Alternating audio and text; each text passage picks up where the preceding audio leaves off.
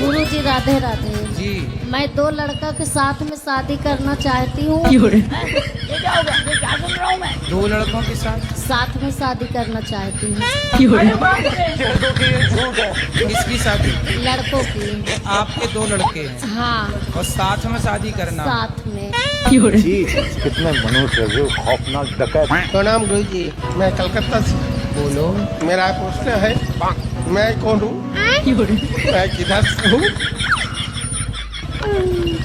आप तो बता रहे हो कि आप कलकत्ता से आए हैं। मैं कौन हूँ? मैं पहले किधर था? आप कलकत्ता ही में तो थे ना? न, वो तो 2-4 दिन पहले, इसका पहले किधर था मैं?